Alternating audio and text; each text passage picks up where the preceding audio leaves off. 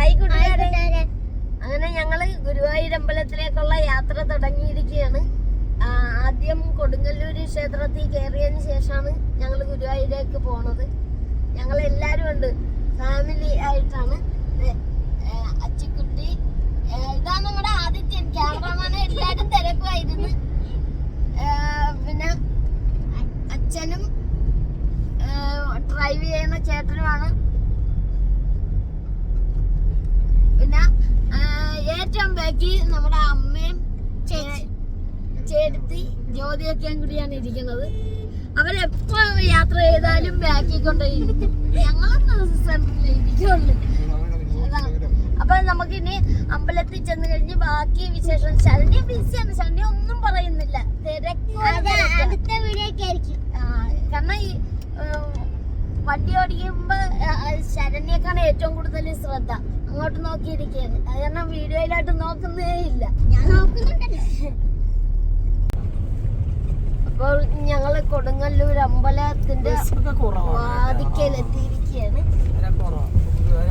ശരണ്യൊക്കെ നല്ല ഉറക്കായിരുന്നത്, ഇപ്പൊ എണീറ്റതേ ഉള്ളു.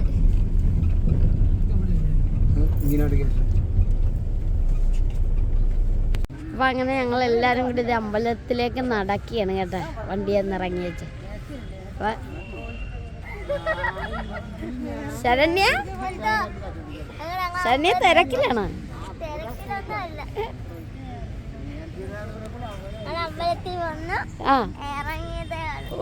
ആ സന്തോഷം കണ്ട. അപ്പൊ നമുക്ക് തൊഴുതേച്ചും വന്നിട്ട് ബാക്കി പ്രാർത്ഥിച്ചിട്ട് വരട്ടെ. അപ്പൊ ഇതേ കണ്ട നമ്മുടെ അമ്മയൊക്കെ സെറ്റായിട്ട് നിൽക്കുക, അമ്മയും അച്ഛനും ഒക്കെ. അങ്ങനെ ഇന്ന് ശരണ്യയുടെ നിർബന്ധം ഞാൻ മുണ്ട് തന്നെ കൊടുക്കണം, പാൻറ് പാടില്ല. അപ്പൊ എനിക്ക് പാൻറ്റാണ് ഇഷ്ടം.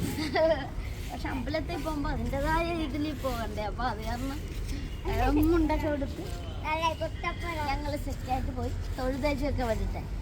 ശരണ്യക്ക് ഇന്നെന്തോ വർത്താനം പറയാൻ ഇച്ചിരി തണുപ്പടിച്ച് കൊച്ചിപ്പോയി. അപ്പൊ ഞങ്ങള് തൊഴുതിട്ടൊക്കെ വരട്ടെ. എപ്പോഴും കയ്യെ പിടിക്കണമെന്നില്ലേ? ഞങ്ങള് കയ്യെ പിടിച്ചേ നടക്കുള്ളൂ. അച്ഛൻ പറയുന്നത് എപ്പോഴും കയ്യെ പിടിച്ച് നടക്കണ്ട. അതന്നെ അച്ഛൻ ഫ്രണ്ടേ നടക്കും, അമ്മ പുറകെ നടക്കും. ഇപ്പൊ ഞങ്ങൾ ഒന്നിച്ച് കൈ പിടിച്ച് നടക്കണം. ഇനി ഫുഡ് കഴിക്കാൻ പോവുകയാണ്. എന്നിട്ട് ഞങ്ങള് ഗുരുവായൂരേക്ക് പോവുകയാണ്. ഏതായാലും വന്നെങ്കിലും ഒത്തിരി തിരക്കൊന്നും ഇല്ല കേട്ടാ. ഇതൊക്കെ മുമ്പൊക്കെ ഞങ്ങൾ വരുമ്പോ ഒത്തിരി തിരക്കായി. അതെ അവരില്ല കാണിക്കണുണ്ടോ, ആദിത്യനൊക്കെ കൂടി കാണിക്കണം.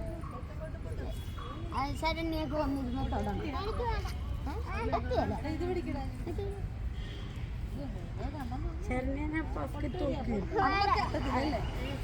അമ്മക്ക് ഒരു ആഗ്രഹമുണ്ട് മേലൊക്കെ വന്ന് തൊടണം.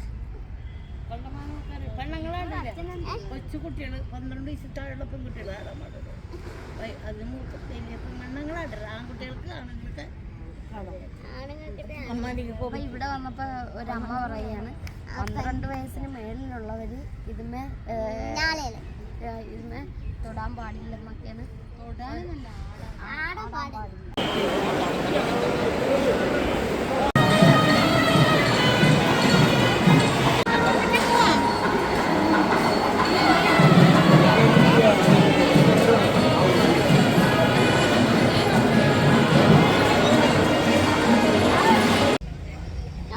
ഇവിടെ വന്നു കഴിഞ്ഞൊരു ഗുരുവായൂർ അമ്പലത്തിൽ നിന്നൊരു മുണ്ട് മേടിച്ചതാണ്.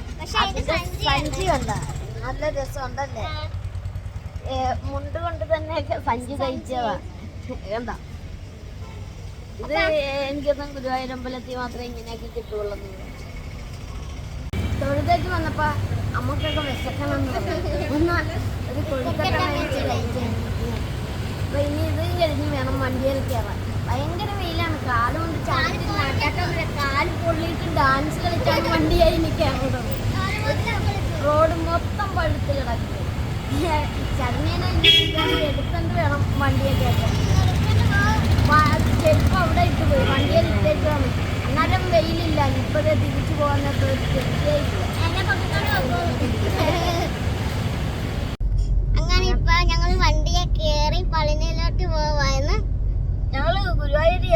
ഒരു രക്ഷയില്ല. ദിവസം വന്നിട്ട് പോലും ഗുരുവായൂരപ്പനെ നന്നായിട്ട് തൊഴാൻ സാധിക്കുന്നില്ല. അത്രയ്ക്ക് തിരക്കാണ്.